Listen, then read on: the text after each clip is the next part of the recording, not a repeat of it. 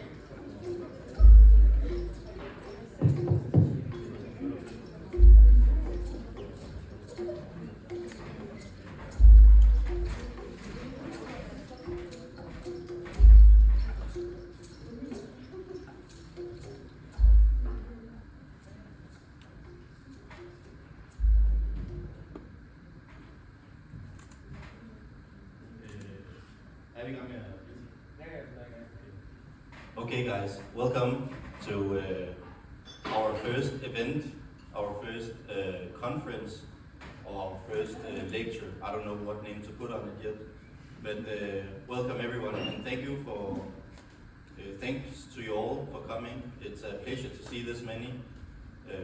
Well, many and many, it's quite relative, but it's better than it was in Copenhagen, so that's pretty nice. Yeah, so I want to just start a little bit. I just want to start talking about what this event is about and why we think it's important to have it. So as the name suggests, the Voice of the Global South, we aim to give a voice to the Global South because we think that we here in the West live in kind of a bill. In Denmark we like to say an osteklokke, a cheese bill.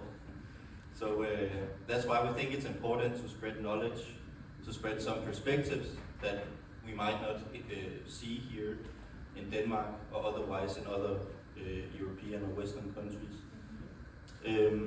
This has been 2 years in the planning, so yeah, we're super excited for it to begin, and we hope you all will enjoy. Get some medical tips from our dear Eduardo, who's a crazy Mexican, as I usually call him. Yeah, I'll give the word to our chairman and founder and also my mom. So yeah, you can close. Welcome everybody to this series of conferences we are organizing in the Saving Rivers and Lakes. Well, we are making this because, as Nicola explained, we think it's important to wear awareness about the work we are doing in the Global South, and also what we can learn from them as they can learn from us. We are one world, so we need to understand each other. Our efforts focus especially in environmental restoration of the polluted rivers, especially in the Amazonas area where myself I'm coming from, and in Nigeria.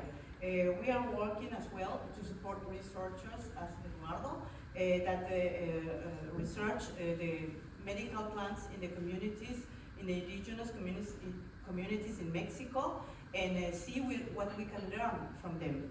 Because as he will say, the 80% of the indigenous communities don't use medicine, pharmaceutical medicine, but they use plants.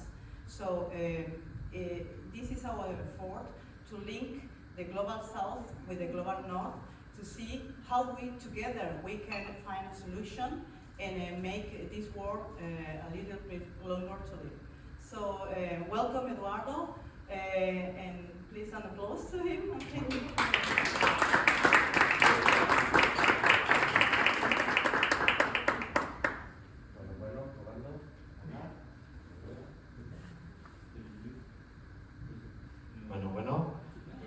Hola, hola. Eso.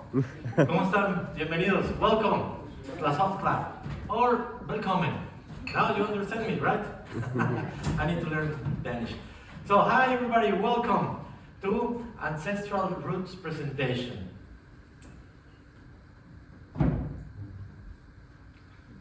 So, your thoughts are seeds. And what you harvest will depend on the seeds you plant. This phrase is quite deep and thoughtful, a phrase that makes us to analyze our current society, our environment, our economy, and the world we are living. But it also makes us wonder what's happening with your lives. What kind of seeds do you have? And what happens if you don't have seeds? It means that you depend on somebody else's interest. If you cannot produce your own food, it means that your own existence will depend on somebody else that is producing the food for you. So, in the past, our ancestors were connected with the nature, with the ecosystems, with the plants, and they knew how important was this connection to understand this connection between humans and nature. So they used to walk long distances looking for food, animals, shelter. And they knew and discovered that they must collect the plants that help them to cover their primary needs. So, but what happens if you don't produce your own food? I mean, have you heard this phrase that says, we eat? Yes. And if it is real, what happens when we cannot choose the food we eat? So, in this moment, currently, you can choose that food? Is it nutritional? Is it good for you? So, what happened? So currently, the agriculture now becomes in a huge business around the world, and now we are facing different challenges about food production and health. For example, according to World Health Organization, we have in 2023 more than 2.4 million people without consistent access to food. And related with health, in 2021, the rate was 3.1 million people couldn't afford nutritional food. So, but right now we're producing a lot of food. What's happening? We have innovation, we have technology. I think that we should go back a couple decades in the past and understand again how the agriculture was transformed. How this idea of making business with our food and health was created. And it brings us to the Green Revolution. In that moment, the humans started applying innovation and technology to create and modify organisms genetically. And of course, they started changing the agriculture from extensive to intensive. But you should be aware if there's something wrong with this shift from organic to industrial global food production. And of course, we have a lot of problems, because right now the companies or the industries that are producing our food, they prioritize cheap food and with long shelf life. So these products are related that they contribute to poor nutrition and increase chronic diseases such as obesity, diabetes, and cardiovascular diseases. So, I have one question for you. Raise your hand if you believe or think that the plants have the ability to feel to the human response emotions. Have you ever connected with that? Yes? So what kind of connection was that? What language was? What did it tell you? Okay? So I think that this question is very important because now we are disconnecting ourselves from the nature. We try to be more rational every day, and we forget that we are humans, that we forget that we have a body system working. Even if we don't feel our heart, it is working. If we don't feel our respiratory system, it works. Even our back and everything. And we forget that and starting having problems. So, I will tell you an amazing story that happened long time ago. There used to be some humans that in American continent that they used to be nomads looking for some place to build a great civilization. But during that way, they were looking for nutritional plants, edible plants, not poisonous. So they found many plants that could help them. But one day, they just found one specific plant that changed their world. They had to learn how to build, how to reproduce and grow this plant and become it in a crop. So, but they were looking for something else. They tried to make a connection. So basically, during the domestication of this plant, they used to put each grain into their mouth and pray, try to make a connection. What kind of connection? They thought that they could make some kind of symbiosis and interacting with the plants, and especially with the seeds. So they asked to the seed to combine with the salive, and asked to the seed to understand what were the needs, the nutritional needs in their bodies. In change, humans will start helping this plant to keep reproduce every year. Yes, they will protect them. They will provide everything they need to grow and keep developing. So basically, this culture was called children of the corn, hijos del maíz. And right now, around the world, even if you think that you have a lot of food and varieties of vegetables in the market, so probably our existence or life depends of 6 varieties of species of animals and 12 vegetables. Surprising, no? So basically, they understood that and they raised and built an amazing culture. They transformed that plant, the first one that has a few grains and it was smaller, and converted to a huge plant now called corn. So, when we started understanding this connection and how important was this crop for the world, we started protecting and recognizing the varieties. And we found now in this moment 64 recognized native species of maize. So basically, the indigenous communities used to have their own variety of corn. And also they used to have 2 or 3 different varieties of beans. Right now, we have between 70 to 150 varieties of beans, Phaseolus vulgaris. And you should be thinking if this number means something or not. So basically, when we compare the number of indigenous communities in Mexico and the number of recognized varieties of corn, we find a connection because right now we have 68 indigenous communities. It means that each tribe used to develop their own variety of maize that could grow for a specific area and provide different nutritional elements. So to understand this, I will bring you another word.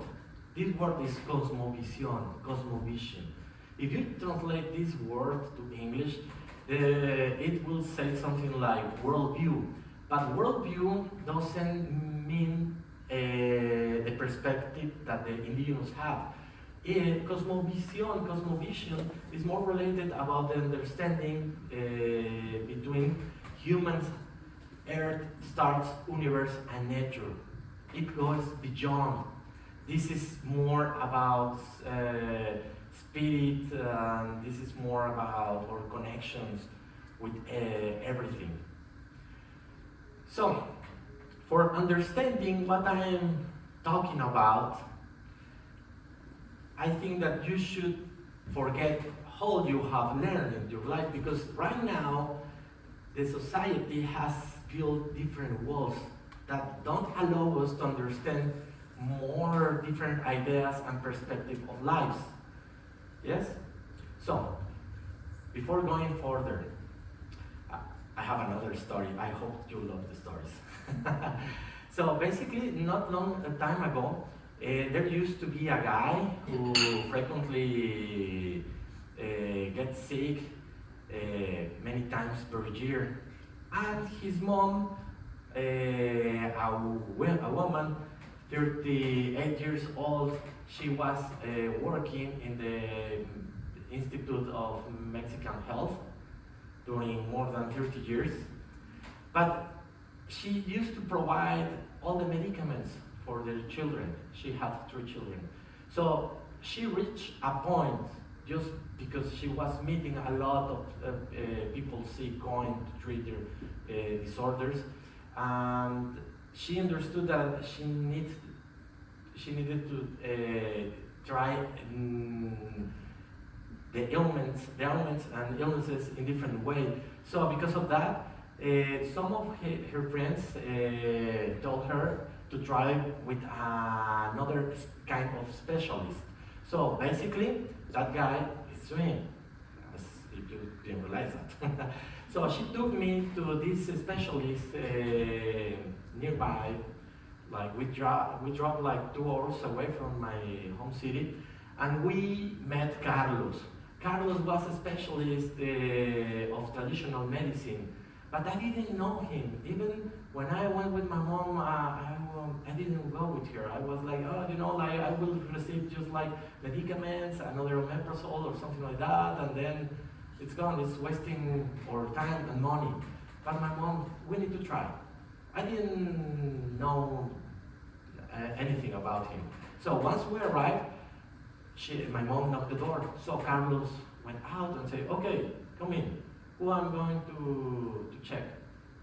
And my mom said, this guy. So we didn't talk each other. He asked me to take off my shoes and lay on the bed. And I said, okay. And then I laid on the bed, and I was not understanding nothing, like suddenly he just grabbed my feet and told me, get calm, relaxed, I will start.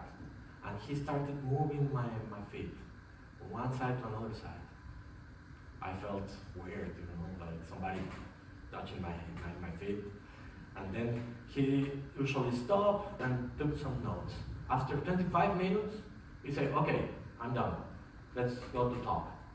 And then we started talking, and he told me, okay, you have your pain, your back hurts, you have problems with your stomach, you have gastritis, colitis, and every different stuff. And I say, okay, yes, I'm under stress, and my diet is quite spicy. We live in Mexico. All Mexicans have gastrointestinal problems, And they said, yes, no, but you have other kind of disorders. Even your liver has problems. Okay, and say, okay, something that I already know. But suddenly the guy told me, and your testicle right hurts you. And I was like, what? Even my mom didn't know that. Even you didn't know that. And how come this guy knew? Maybe he saw me just like walking in a weird way, but no, because that happened to me 3 weeks before. And I asked him, what do you do? What kind of witchcraft is that? And he told me, this is not witchcraft. I made a connection with your body. When you laid on the bed, I grabbed your feet, I prayed, and I asked for permit to connect with your soul. And I started scanning your body. And every time that I asked for one part of your body sent me a signal and a vibration. Even I couldn't feel it. You know, in the beginning, yes, I feel some like, oh, this movement, this vibration, but I didn't understand. I was not connected. So, in that moment, Carlos introduced me to the work of Edward Bach. This guy, I hope you know him. He was a wonderful doctor in the 1916, the past century, but he transformed the way how to treat illnesses and health problems. He found 38 flowers, remedies, to treat different disorders that he classified in 7 main groups. This guy stopped using the orthodox medicine and starting working with the personality of each people to treat ailments, because it changed in each person. And current medicine doesn't care about that. They say, okay, you have flu, just take these antibiotics. You have this, just take this. But that was a huge discovery, an amazing moment for the medicine, because in that moment he started treating people not just in Europe, even around the world. He got cancer, and you can check his life is quite interesting. And the 7 groups that he classified were for those who have fear, for those who suffer uncertainty, insufficient interest in present circumstances, loneliness, oversensitive to influences and ideas, despondency or despair, overcare for welfare of others. And he said that diseases of the body itself is nothing but the result of disharmony between soul and mind. Remove the disharmony and we regain harmony between soul and mind, and the body is once more perfect, all its parts. So basically, I went deeper and deeper and deeper, and asking him, okay, what kind of magical plants you found, this guy found. And then I checked that mostly all of the plants came from Europe. Basically, this is one of the plants. They have olives, garlic, and other plants. But we found Clematis vegas wheat. This plant is distributed in many parts of Europe, mainly in Spain. And this plant is poisonous. So, you can believe to use some poisonous plant to cure somebody? Yes? How come? Actually, according to Bach, this plant, Clematis, is used in case for those that are feeling disconnected from reality and living in their dreams. And this plant can help you for focus. Also, if you don't know how to use this plant, it can irritate your skin, but also help you with diarrhea. So it has so many benefits. But I will explain it in a while. If you want more information, you can visit the sites, the links that I left there on the slide. So basically, this is the beginning of the introduction to alternative, complementary, and integrative medicine that is used in many parts around the world. Basically, we have just 5 groups or categories that you can find this kind of complementary and alternative medicine. The first one is for whole medical system. Second, mind-body techniques. Third, biologically based practices. Four, manipulative and body-based therapies. And five, energy therapies. For example, I think that you already know phytotherapy, homeopathy, Reiki, acupuncture, and other ones. Even I met some mediums, some guys that I will call them mediums, that use different things to understand which plant or therapy will work with your body system. Some of them use some stones and check the extracts with your body, and they will decide what can give you. So basically, it was the beginning of my story, yes, of my trip, my journey in understanding this wonderful world. In that moment, I was studying forestry engineering, and then I did my master and PhD in sustainable rural development and focused on ethnomedicine. And I think that you are still wondering if I'm telling you it is really important. So basically, according to World Health Organization, more than 80% of the world's population use traditional medicine to cure their or to treat their chronic diseases, mainly in developing countries. But in Mexico, the rate is higher. Even we reach 93% of people using. And also, World Health Organization have integrated this complementary and integrative medicine to the health structure. So, here we have some keynotes. Please take down the notes because there will be an exam in the end of the session, okay? If you don't pass, you will not be allowed to leave this room, okay? Sorry, I'm still a professor.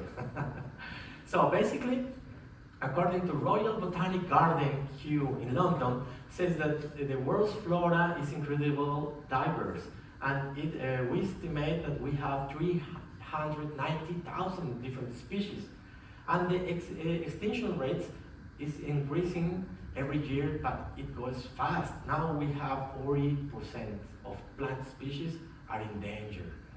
So, and basically, we have documented around 21,000 plant species already used in traditional medicine, but the number is higher, between 28 to 35,000 plants with some medicinal benefits in the world. What would you think if I told you that just in Mexico we have around 4,500 plants with some therapeutic potential? Is it high number or this is a low number? What do you say? I think that depending on your answer, we can go back to the future, to the past times, or we can go to the future, yeah? So, I think you need more data and more backgrounds. And I'm just giving you this example to understand the importance of this topic. Because we live in, even if we live in different countries, we all have different ecosystems and we have a huge amount of diverse species that we are not using, and the potential is quite high. So, but in this moment I will talk to you about Mexico. Basically, right now in Mexico there are around 30,000 different species of plants. And according to some records, old records, before of the Spanish conquest, the indigenous knew how to use at least 50% of the medicinal of the plants in the ecosystems. It means around 50,000 right now. We have lost a lot, but let's just take this number, 50,000. But once the Spaniards or the Spanish people came, they forbid this kind of beliefs, they forbid these kind of practices, and they considered the traditional medicine something satanic, something that they didn't like. So because of that, they burn the books, burn the codices, and everything. 300 years later, so they brought their own medicinal plants like matricaria, mint, oregano, and other plants, and introduced them to the natives and locals. So they incorporated another plants that were allowed. But then we have the creation of penicillin. It was an amazing creation for the humanity, but it reduced a lot of medicinal uses again. So basically, right now, according to the Mexican Health Institution, we have researched, we have records of just 1,500 plants studied in depth of medicinal plants, but 40% of them are exotic, not native. It means that we have lost more than 90% of our traditional knowledge. So, in Mexico, we have a lot of cultures along the territory. And today, I'm going to tell you a little bit more about the southeast part.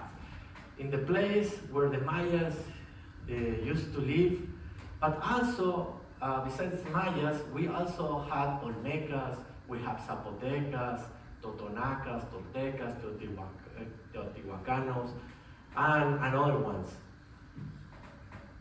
So, my research started in this community, in the southeast part of Mexico, next to the border. Basically, I went to visit Tzotzil indigenous community, Mosho and Man. They are different. They live kind of close, you know, like, but from going from Tzotzil to Mosho takes like 8 hours away. And from Mosho to Man, another 6 hours away. I mean, it's incredible, huge country. And Man live in a volcano. Actually, these guys are amazing because they have a lot of poisonous plants. Even when I was there interviewing them, I said, what do you do when you get sick? For example, if I get sick and I got flu, I come and grab this poisonous plant and a huge leaf this size and started hitting his back many times, 3 times per day. And then the guy started doing this, even he was not sick in that moment. And suddenly it was irritated, all of his back irritated, and I was, what are you doing? So this plant is helping me because increase my immune system. I'm not using it, I'm not eating this plant, but it helps me from different way of form to use it, you know, through the skin. And I was okay, maybe a little bit crazy, but it is something understandable, you know, it has sense. So basically, I interviewed these communities and I found different uses with the same plants. Basically, the first, I distributed the usage report into the categories of disorders, and the main disorders that was affecting the communities were focused more in for those in reproductive systems and respiratory, gastrointestinal, cardiovascular, degenerative, and immune systems. For example, they have diabetes right now. They're dealing with HIV. They have sexual disorders, and they are not taking medicine. They are not injecting vaccines or penicillin. So, but for the main disorder affecting the community, we're focused on prostate problems, menstrual cramps, and breastfeeding, breast pain, sorry. And they were using, for example, different plants to cure that. For example, pelo de lote, hair of corn, to reduce prostate problems. But this is not, this knowledge doesn't just belong to them. that remedy is used for all Mexicans. And I say, okay, what else do you have? And they have palo de víbora, snake wood, snake wood or stick. And they help to reduce stones in the kidneys. And they also use a lot hoja de murciélago or bat herb, passiflora. You also know this plant, or at least some varieties. And they were treating some psychological disorders with this plant, and they believe that everything is connected. If you sleep well, you will feel better, and everything comes up like in some way with time. But they also were using Ruta graveolens. I know that you know this plant, and they are also use Persea americana, avocado, and cinnamon. And they were using these plants for abortive child control, but differently. For example, these guys, Mosho and Sotsil, were using avocado seed in tea to treat menstrual cramps or gastrointestinal disorders. But in man culture, they say they are using the avocado seeds to stop having children. And I say, what? How do you do that? And you can believe them or not, but they are having between 11 to 16 children per woman. So I think that they should know something, right? So I was going deeper, and they say that is basically the way how they use this avocado seed. They use for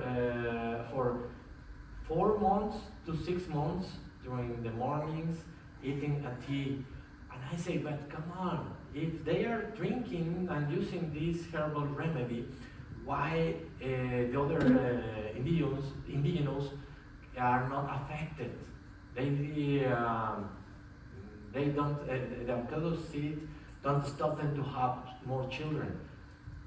Then we discovered that even if they were using the same plant, the plants were growing in different climate conditions, in different soils conditions that apport different nutritional elements to the plants. I will tell you more once I finish this. So basically, my next research was focused on totonacas, hijos del cielo, children of the sky. Basically, these guys are crazy. They just jump and climb one pole, 50 to 80 meters high, and just jump back on their, without security. Meanwhile, there is a guy playing a flute, asking to the four winds to have prosperity, and they do this every hour, 7 days per week, 365 days per year. So this is part of their culture, and they also believe in different things. Basically, I checked, I interviewed them, and then I found all the problems, 101 medicinal plants using just for these people to treat their disorders, such as respiratory disorders, blood cardiovascular disorders, kidney disorders, genital uterine disorders, and nervous gastrointestinal, oncology. So if you notice, even they have all kinds of uses, even for animals, and also for rituals. And right now, I'm taking and showing you just the most important plants. We have Jatropha curcas, one plant that is getting more famous because it is used to produce biofuel, yes, but it also helps for skin infection and inflammation. We have chaya. Chaya was part of the Maya's diet and consumed as salad or in water, but you need to prepare this plant carefully and boil it at least 5 to 10 minutes because it has some toxic compounds. But it improves the digestion and increases the immune system. We also have cempasúchil. This flower is quite nice, amazing, ornamental, and also Chinese just like registered this variety as part of their varieties, and they are just selling because they sell this plant for the Day of Death, Dia de los Muertos. But before it was just using as ornamental. Right now, after many studies, we understood that this plant has a lot of compounds. Hopefully, maybe in next years you will start importing beer with cempasúchil. This is really nice. And now we are preparing every day more food with cempasúchil that help us for the digestive issues and to treat respiratory systems. And it also have another like amazing compounds that are helping for the human body. And also we found hierba del sapo, known in controlling high cholesterol, but also it helps to people living with diabetes, blood sugar, and it is also helping heart arthritis and kidney stones, urinary tract infections, and reduce the cholesterol levels. It's amazing. But right now it's highly commercialized in Central America, but I'm not sure if you can get it here. And I have the first gift for you. It's palo azul, Esenyarta polystacea. This wood, blue wood or stick, helps to destroy stones in the kidneys.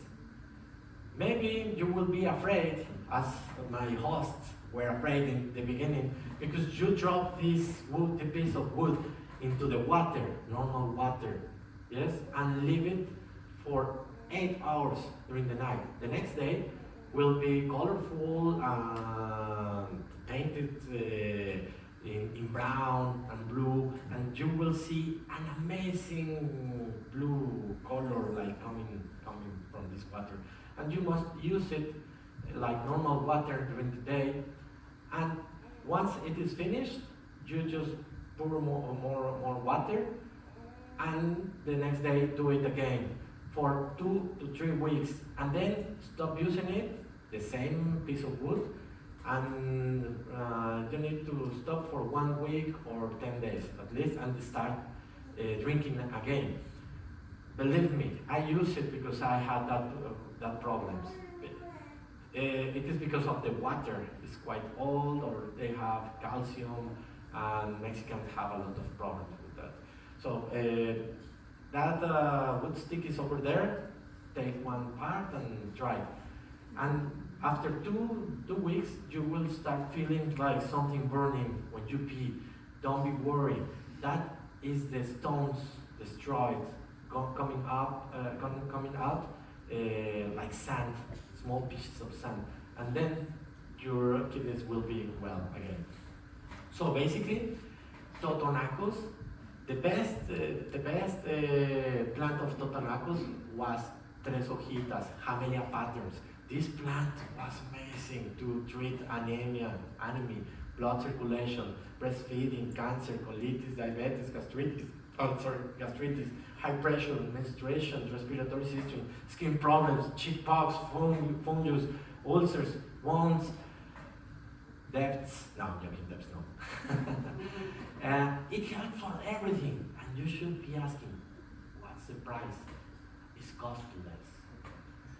Nobody commercializes with this plant. These plants are everywhere in the coast of Mexico.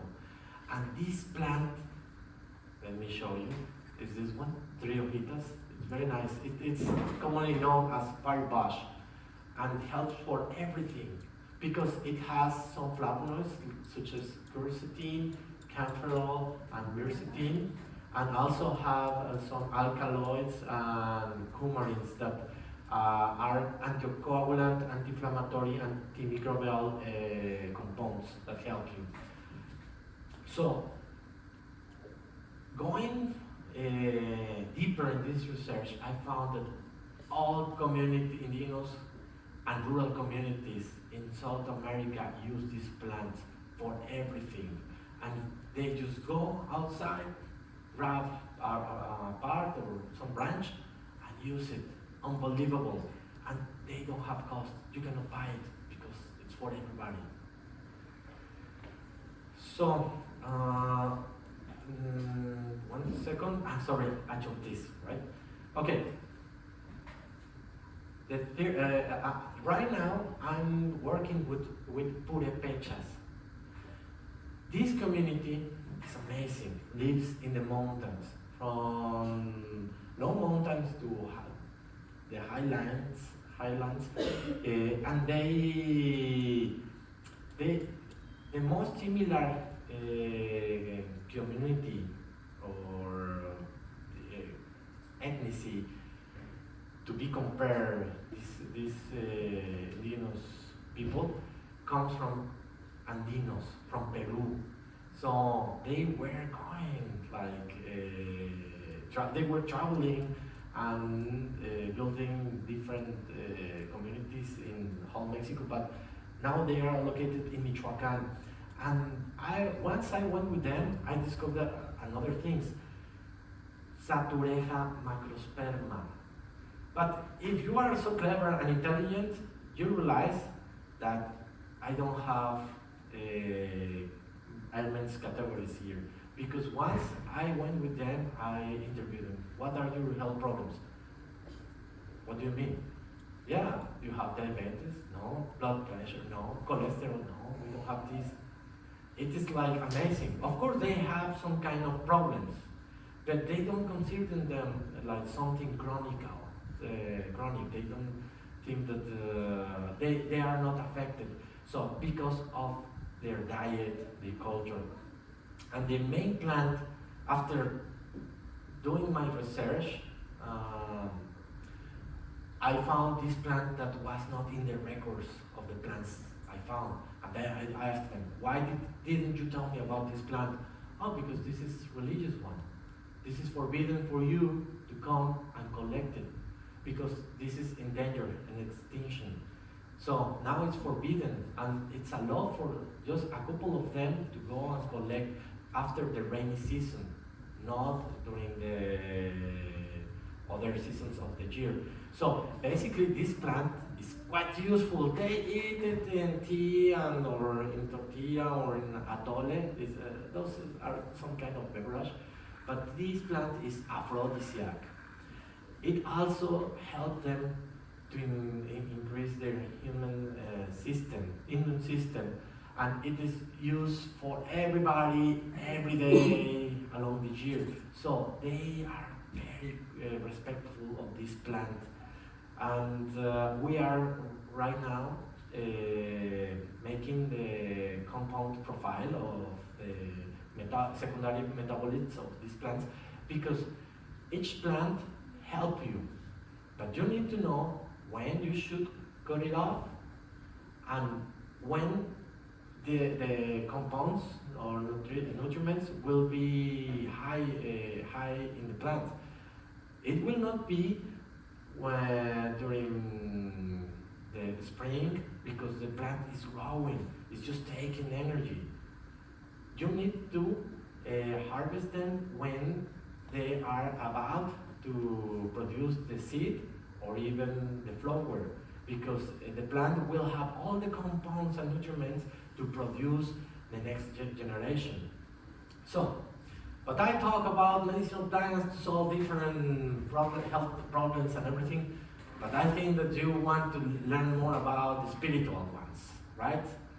And religious. So basically, we have huicholes, huijiricas, and this community is very known because in Mexico they walk every year thousands of kilometers. Sometimes they come from communities 600 kilometers away, others 800 kilometers away, and they walk for some religious purpose to this hill called El Quemado, the Born Hill, to pray and ask for prosperity. And they walk days and weeks without food, without water, in the middle of the desert. And the only plant they use is peyote, Lophophora williamsi. This cactus grows slowly. If you want to try this, you need to wait at least 55 years. And now this is endangered, and it is just allowed for indigenous to be consumed. Also, you can find it in Netherlands. They synthesize the mescaline. But also, we have glory morning, Ipomea tricolor.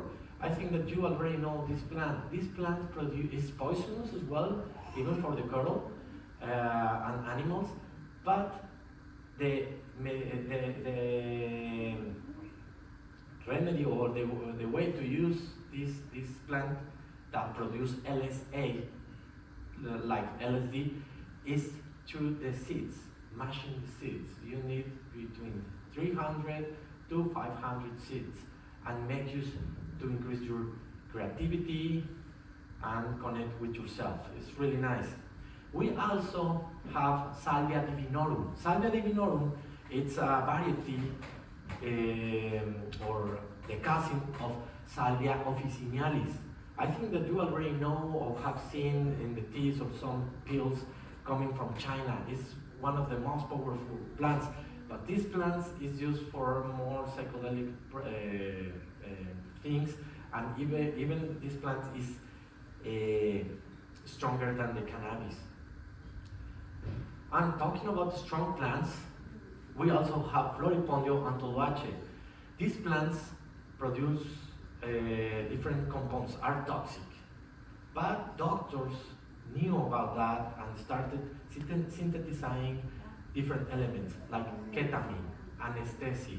When you have some surgery, they will give you ketamine. So, in case the indigenous women use these plants in tea for their husbands to control them, because these plants affect the gray matter in your brain and make you to stop controlling yourself, and you will follow easily the orders of somebody else. So if in case you go and travel to these indigenous communities, please don't drink the teas coming from a wonderful indigenous woman, okay? So we have Ololuki that also produce LSA, and for sure we have psilocybin or psilocybe mushrooms.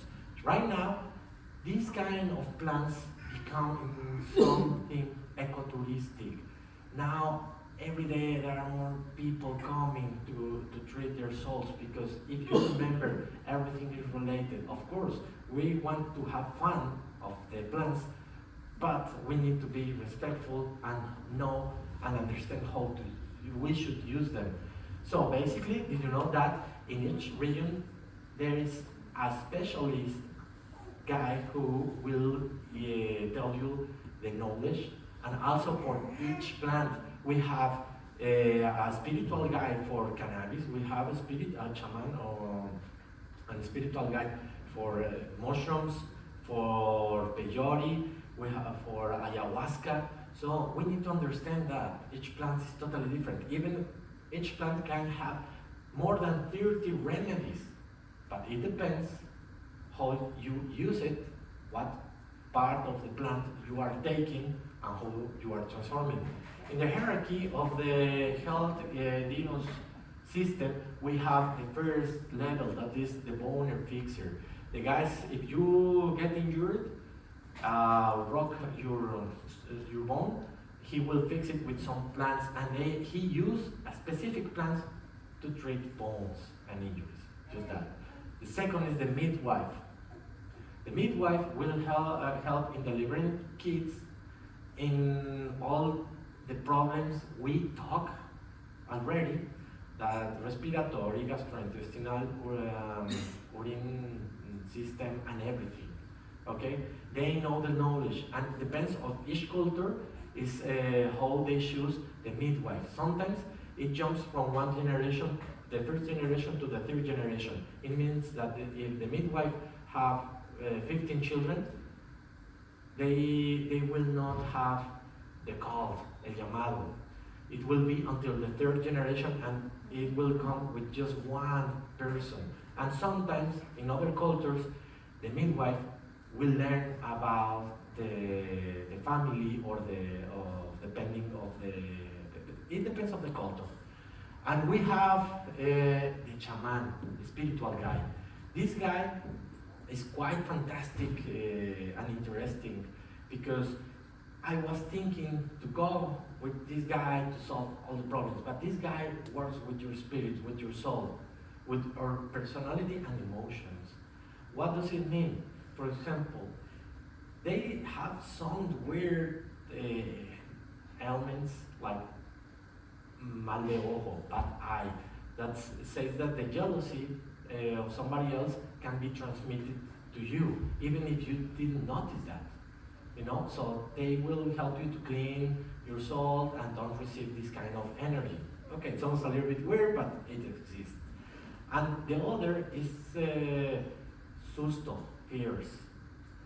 And I asked to the different shamans, fears? How it works? And he told me, do you believe in physical quantics? And I said, yes. So, suddenly you can be riding your horse and fell down. In that moment, if you are connected with your soul, with yourself, you will discover the way how to don't die. Yes, you will. But maybe this moment was something like that can kill you. You know, so you know how to fall down, or you have presentimiento, the feeling. So in that moment, you fell down and you were so scared, and then you are like afraid in different ways. Even if you are so rational, your soul is broken. Yeah, it has some rupture. So he said, some part of your soul is dead there. Now you need to cure that part of yourself. Go to this place and pray and connect with yourself. So it creates a better connection. So basically, all I'm telling you is because we stumbled upon a huge rock, a stone, huge stone called bioculturality. It means the relation between the knowledge of ecosystem and cultures. And it's just unbelievable because they believe and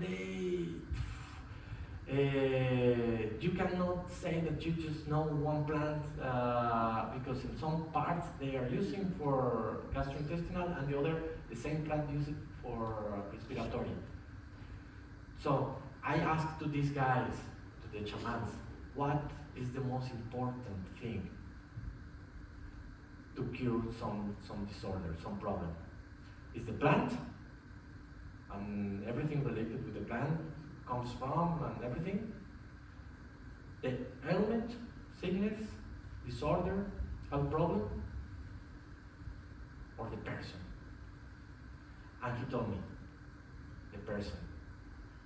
Why? And they all told me in different way, but I'm trying just to reduce everything. They say, if you don't believe, I cannot help you. Because the first step to cure yourself is yourself. It's that you believe, you want to cure. Because sometimes we don't want, we have a lot of problems and we think that we deserve it. We think that we will not be able to treat them. So, basically, we categorize all the plants into the families and according to their disease category. So, if you want to learn more about this kind of things or start developing research, you can check what is your what plants you have here, what kind of families, and starting researching on the medicinal uses, and we can develop more medicine, or at least figure out that we can use these plants. For example, right now, in this moment, we are using oregon, because oregon has two main compounds, timol and carvacrol. When one is high, the other is low. And when the thymol is high, carbotrol is low. And this, let's say that these secondary metabolites come in oils, crystals, or different structures. And that is the first thing that you should know, because they will help you to treat different stuff. But because right now the commercialization oregano is quite high, we have another plants, you know, it's quite demanding, and we are looking for those plants that are not in the radar, they are not in the list. So we found Larrea tridentata. This plant is spread in all desert in Mexico, and it doesn't allow to grow more plants. This plant also has thymol and carbacrol, but also has another compound that make toxic, and you cannot drink it. Even industrial companies use this plant to clean, and it also helps to destroy the stone in your kidneys, but you need just to use 3 leaves, small leaves. Right now, we develop a new product to treat all the microorganisms and intestinal worms in goats. So basically, we started using this product in combination. We compare in tea, let's say tea, water, and in alcohol, and mixed alcohol and water to reduce intestinal worms in goats, and the results were amazing. 3 times per month, using in a small amount, had better results than using antibiotics. Can you imagine all Mexican farmers produce raw goats? So basically, this is something new. We need to discover this kind of stuff. So, as I already told you, each plant depends what part you use, how you use it, and it will be like amazing. A lot of opportunities. Right now, we have also neglected species. I found this one that helped in quitting smoking my brother. Right now I'm making some studies about this plant. I found it on the mountains. I was looking 5 days for another plant, but I found this. And it is used because it's quite nutritional, and it belongs to Peperomia family. So I think that you already know the other plants. So basically you have a lot of medicinal plants in your homes, and you must learn. So all this information has generated different information. 1 doctoral thesis, 3 master theses, 13 bachelor theses, 24 scientific articles, 5 chapters of books, 1 prize from the government to register the respiratory plants used for respiratory system in semi-desertic and rural areas. We were nominated for the National Science Award in 2023. And in case you want to learn more about my research, you can visit my link here and find me in ResearchGates. All the information is for all information is for free, and you can read more. So how can you value what you don't know you have? So basically, if we start thinking in different way, we can help to develop new medicines, new products, more accessible for people, farmers. We can transform the world, reduce our food print, and increase the food security. Scopes and issues and different issues are we can reach more. We can reach more the staff and more researchers, more and uncover the demand.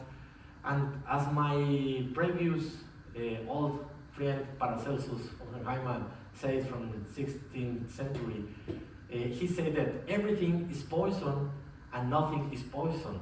Only the dose makes the poison. Yeah? So,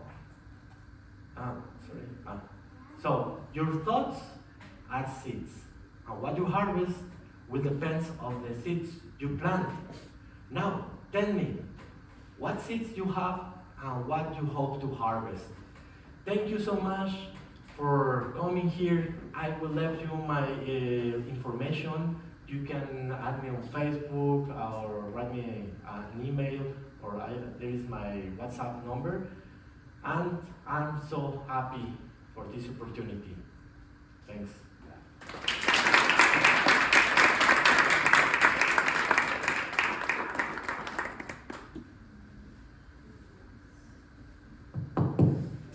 All right, thank you so much, Eduardo. It was really insightful. Guys, this QR code is for a survey. It would be a great help if you would take it. It's quite short. And I've heard something about a lottery, and I think my mom want to say a bit more about that, but I also want to say hi, Birk.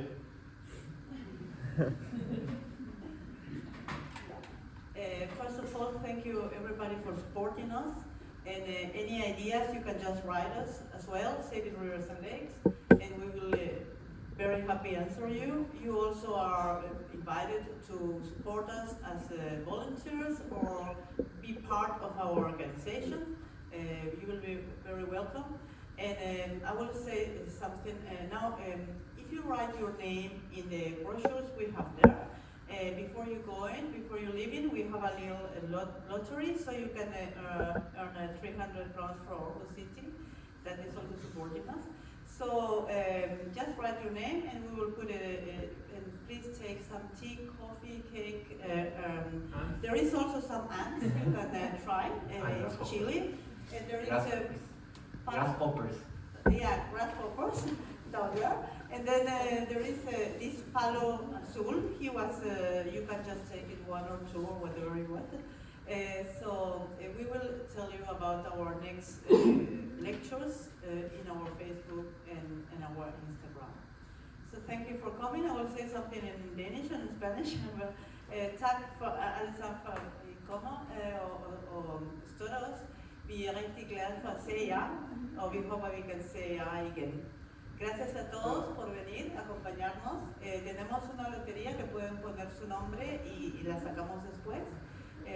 Y pueden pasar a servirse algo para comer o beber. Salud.